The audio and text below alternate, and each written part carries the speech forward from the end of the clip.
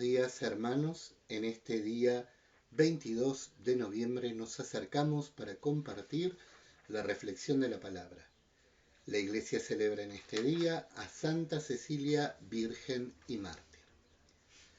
Nos ponemos en presencia de Dios en el nombre del Padre, del Hijo y del Espíritu Santo. Amén. Antes de comenzar, mirando nuestro propio corazón, pidamos perdón por nuestras faltas. Yo confieso ante Dios Todopoderoso y ante ustedes, hermanos, que he pecado mucho de pensamiento, palabra, obra y omisión, por mi culpa, por mi gran culpa.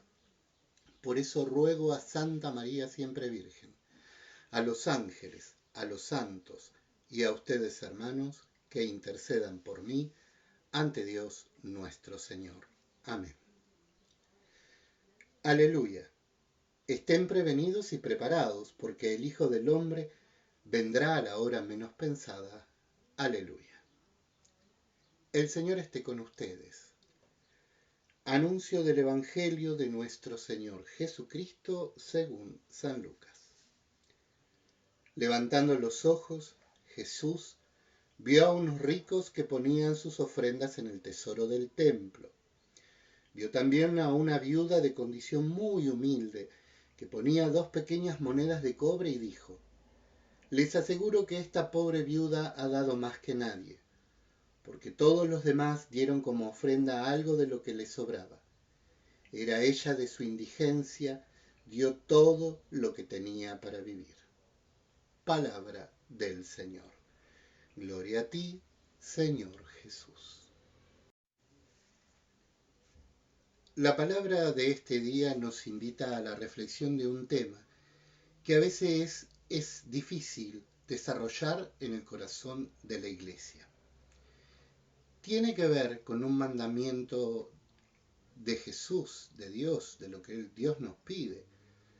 El mismo Jesús va a decir al César lo que es del César y a Dios lo que es de Dios. Vivir en la realidad temporal que nos toca vivir implica manejarnos en una sociedad con la cual hay que cumplimentar. Pero también a Dios se le debe adoración, alabanza y nuestra gratitud en el sostenimiento económico de la obra. Esas serían nuestras condiciones como hijos cristianos que se comprometen en alabar a Dios, en el culto, en la adoración y también en el sostenimiento de la obra que lleva adelante la Iglesia, evangelizando y misionando la buena noticia. Lamentablemente, en la Iglesia Católica hemos perdido mucho de este sentido profundo del sostenimiento de las cosas de Dios.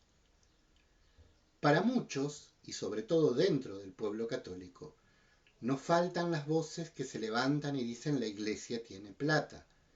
A la Iglesia la sostienen el Estado. Esto es una mentira tremenda. Los años que llevo como sacerdote, y es una falsa concepción, a veces propagada más fuerte dentro de la misma Iglesia.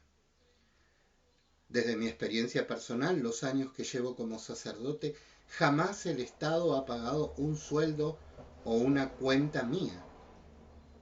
Yo vivo del trabajo que realizo como sacerdote.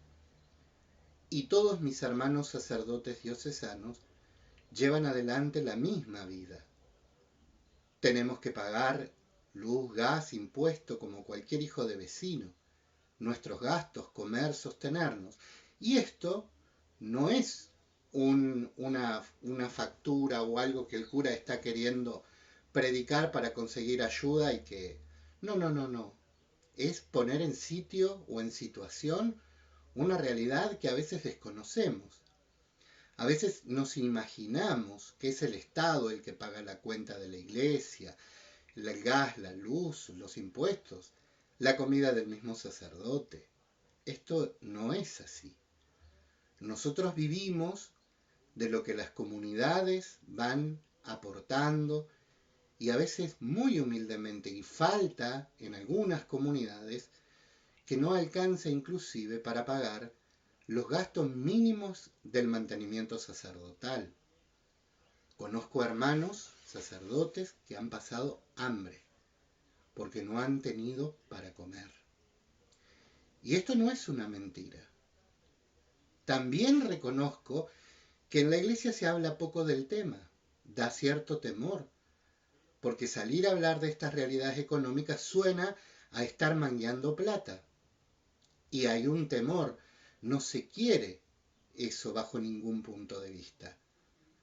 Pero considero que las cosas habladas, bien explicadas, nos ayudan a tomar conciencia a todos, que debemos comprometernos también con la causa de evangelización de la iglesia, porque hay gastos que afrontar, porque hay situaciones que pagar.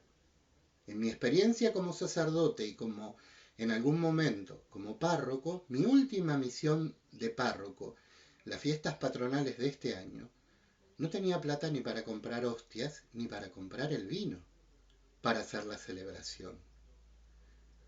Y eso no puede acontecer en la vida de la iglesia. A todo esto se suma todos esos discursos muy ideologizados, separación de la iglesia y Estado. Ya. Yo todavía quisiera que me explicaran cuál es la unidad de la iglesia y Estado en este momento. Porque la iglesia el Estado es un Estado laical hace mucho tiempo. Y no es el Estado justamente la que sostiene a la iglesia. Es el aporte de cada cristiano que cree y que en cada colecta, en cada oportunidad que puede, van poniendo esas moneditas para el sostenimiento de la obra. Pero si se entiende que porque somos una institución más dentro del Estado, la iglesia tiene que guardar silencio y hacer sin libertad de opinar y de decir, eso no es separación del Estado, de la iglesia. Eso es querer someter a una institución para que una institución no hable. Y no pasa por una separación. Porque vuelvo a repetir, económicamente desde mi experiencia, a menos que el que nunca recibió nada haya sido yo no he visto ningún aporte del Estado a la cuestión de la iglesia, concreto.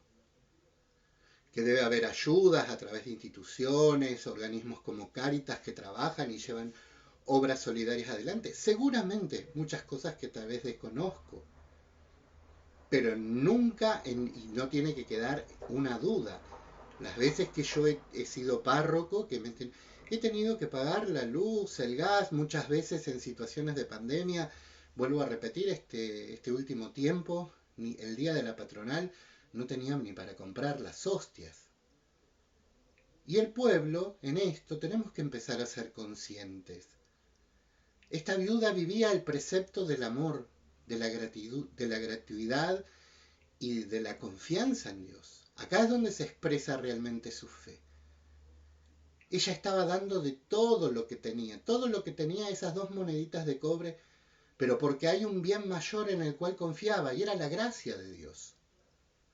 Confiaba más en el poder de Dios y en cumplir lo que le debía a Dios según su corazón, más que en sus propias fuerzas. Por eso Jesús se sorprende y se maravilla con esta mujer que da esas 2 moneditas. No da de lo que le sobra, sino de lo que le falta.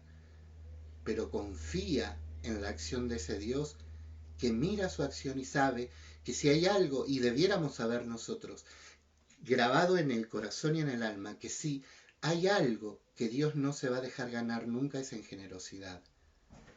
Quien es generoso con Dios, Dios retribuye en generosidad. A veces somos verdaderos egoístas. Le negamos a Dios. Rezamos. Hay un amigo mío que tiene un gesto con las manos de piedad. Dice, piden, piden, piden, pero a la hora de colaborar, de ponerse a trabajar, de dar una mano, no lográs sacarles un centavo ni que te ayuden con nada. Eso también acontece. Y eso es ser miserables con Dios. No con la iglesia, con el cura, con Dios. Porque la ofrenda de esta viuda iba dirigida al corazón de Dios, a la confianza de Dios. de ese Dios providente que no abandona a los suyos. Ahí es donde nos jugamos la fe, es saber que si realmente nosotros, Dios, que siendo Dios es tan bueno con nosotros, ¿cómo no le vamos a devolver algo a su obra evangelizadora a través de la iglesia? Una obra que corresponde y nos corresponde a cada uno de los que nos decimos cristianos. Ciertamente que también han habido excesos en función, y los hay, de gente que aprovecha justamente estos versículos bíblicos para tener gente cautiva con un diezmo, con una entrega forzosa mensualmente. Se hacen verdaderas empresas en función del mensaje cristiano. Eso es lo que la iglesia evita bajo todo punto de vista. Nosotros no cobramos ningún diezmo en la iglesia, pero debemos ser conscientes de que debemos comprometernos también con la causa evangelizadora de la iglesia, que es nuestro deber como cristianos hacer que nuestro templo esté mejor. A veces no había, ya les hablo de hostias, y estoy siendo sincero, tal vez no debiera compartir esto, no lo sé, pero alguna vez hay que atreverse a hablar de estas cuestiones y como pueblo, como fieles, salir de esas cosas de esos prejuicios, de esas ideas que tenemos y que a veces son tan falsas, tan llenas de ideologías y faltas de verdad. Nosotros estamos llamados a preguntar cuál es la realidad económica. Yo estuve 5 años de párroco en una parroquia muy chiquita. Todos los meses presentaba el balance. Era muy básico. En la entrada y salida. Y quedó esto. O no quedó nada. Más de una vez no nos quedaba nada. Pero todo el pueblo, pastoralmente, sabía lo que entraba y lo que salía. Y cuando no teníamos, no teníamos. Aún así, la providencia y la gracia de Dios jamás dejó que faltara nada. Y eso también debemos decirlo. Dios no abandona su obra. Pero tenemos que ir separando la paja del trigo, separando esos discursos venenosos, insidiosos, ideológicos. Ah, el oro del Vaticano. ¿Cuántos hablan del oro del Vaticano? Si vendieran todo el oro que hay en el Vaticano, se podría terminar con los pobres y darles de comer. Discursos vanos y vacíos. ¿Saben cuál es el oro del Vaticano? La verdadera riqueza invaluable del Vaticano. 2000 años de arte, de donaciones, de cultura, que están abiertos y a disponibilidad de todo el mundo que quiera llegar a ver ese arte. Las mejores ofrendas de arte, de escultura, de pintura, de lo que se les ocurra, cada generación a lo largo de los siglos, rindiendo tributo a Dios con arte, con lo mejor que pudieron. Y allí está toda esa riqueza cultural como un acervo para la humanidad. Y eso es lo que molesta, que sea de la iglesia. Y no faltan los coleccionistas privados, los verdaderos dueños del mundo, que quisieran tener ese arte para sí, para ellos. Egoístamente disfrutar ellos de esos bienes y que no estén ahí a disponibilidad de toda la humanidad que quiera llegar a ver todo el arte de 2000 años de historia de cristianismo. ¿Y cuántos católicos se prenden en eso? Habría que vender eso, no se vende, porque eso fue tributado a Dios y está para toda la humanidad como un faro de cultura, como un acervo de cristianismo que brilla a lo largo de los siglos. Si realmente están preocupados por el hambre, que los grandes ricos, los grandes poderosos del mundo, muevan los corazones, hagan un giro y una redistribución de la riqueza y dejen de mentir. La riqueza de la iglesia es la riqueza cultural de una institución que lleva 2000 años y aunque la nieguen, es un acervo de cultura y de identidad en buena parte del mundo occidental. No nos prendamos en estas cosas, separemos la paja del trigo y tomemos conciencia del rol que nos corresponde como cristianos, cuidando de no caer en ningún abuso de que nos saquen dinero de más o hacer de las cosas de Dios una empresa, pero teniendo conciencia de que si somos generosos con Dios, Dios es más generoso y no va a haber un vaso de agua que no sea recompensado según la palabra de Dios. Lo que hagamos con amor y caridad, la alabanza a Dios de vida, el sostenimiento de la obra, el sostenimiento con nuestro trabajo, con nuestras ganas, con nuestra entrega y aún con la cuestión económica, redunda en alabanza para el reino de Dios. Queridos hermanos, esto no es un mangueo. Esta reflexión es pensar en voz alta algo que observo, que vivo, lo veo en el corazón de la gente. Y a veces con tan poco hacemos tanto. Si pensamos la obra de Cáritas, la cantidad de gente que llega a Cáritas y recibe un abrigo, recibe, no sé, ayuda en todo el país. Y más allá.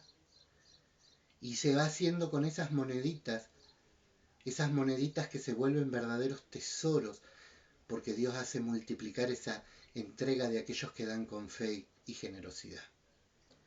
Queridos hermanos, llegue a todos ustedes la bendición en este día, en el nombre del Padre, del Hijo y del Espíritu Santo. Amén.